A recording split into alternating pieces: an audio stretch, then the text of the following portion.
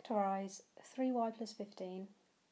So this is my expanded form. This is my answer to the grid method. So if I do my grid, my answer is 3y plus 15. So what I've got to work out is what was the question. So the way I'm going to do this is I'm going to list all the factors of 3y and then the factors of 15. So factors of 3, 1 times 3, and then I've also got that y. And then the factors of 15, 1 times 15, and then 3 times 5. Notice I've been doing it in my factor pairs to make it easier for me. So now I'm going to think, well, what is the biggest factor that is common to both of those terms? And the biggest is going to be 3. So that's what I'm going to take outside. So I'm going to put 3 here. So 3 times what? 3 times what is 3y? It's got to be y. And then 3 times what is 15, or positive 15? It's got to be positive 5. And I just need to put that back in brackets now. So it's 3 times the whole of the top line, which is y plus 5. Let's look at one involving negatives. So again, we're factorising, which means that I've got the answer to my grid. So the answer to my grid was 4w minus 6. Now a lot of people think it's just whatever this number is here, that's what you put here. That's what you take outside the brackets. That's not correct, and this is a good example of why. So let's list my factor pairs of 4w. So I've got 1 times 4. I've got 2 times 2, so I don't need to put the 2 again, and I've also got a w.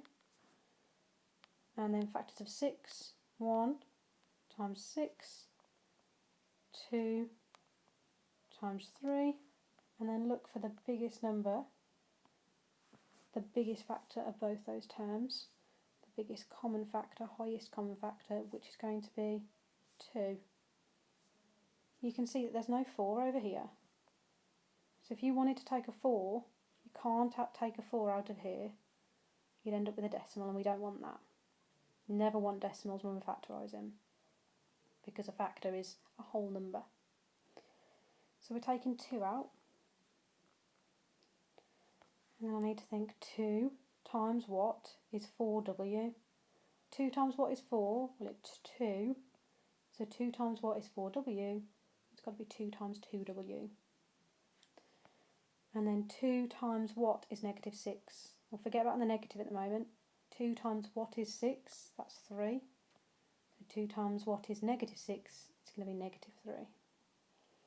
And again, I just need to bring it all together now. So it's 2 times the whole of the top line, which is 2w minus 3.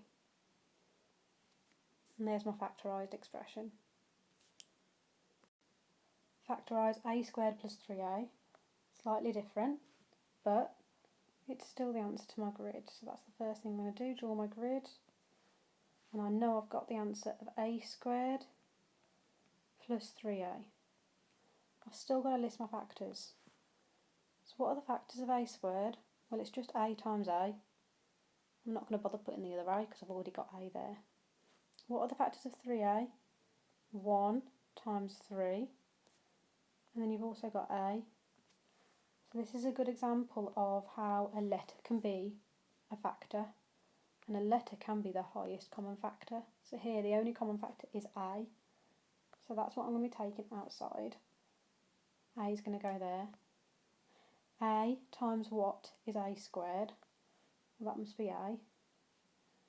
And then a times what is positive 3a? That's got to be positive 3. Bring it all together. It's a times a plus 3.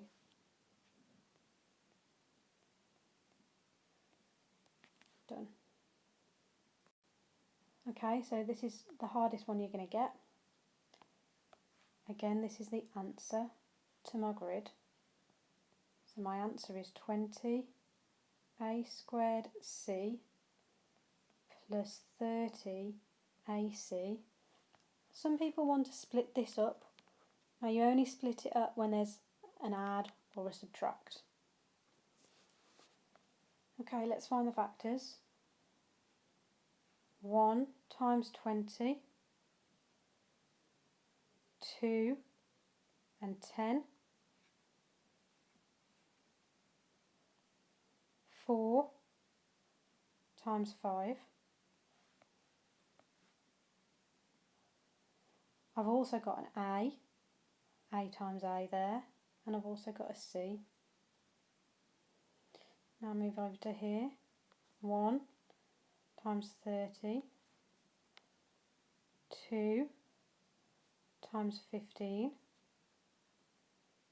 3 times 10, 5 times 6. I've also got an A, and I've also got a C. So let's go through and look at which is the highest common numbers and letters there. So we've got A's and C's in both. And the biggest number in common is actually the 10. So there's no 30 over here, there's no 15 over here, and there's no 20 over here. So that means that the common factor is going to be 10AC then, if I put all this together, 10AC. So let's take that out, 10AC. 10AC times what is 20A squared, C? Well, let's just do the number. 10 times what is 20? Well, the number's going to be 2. And then A times what is A squared? Well, then that's going to be A. And then C times what is C? Well, that's 1. And 2A times 1 is just going to be 2A. So I can just leave it as that. And the next one. 10AC times by what is 30AC? So 10 lots of AC times by what is 30 lots of AC? That's got to be 3. 10 times 3 is 30, and then I've got AC already. Let's pop it into the brackets. So it's 10AC times by 2A plus 3. All done.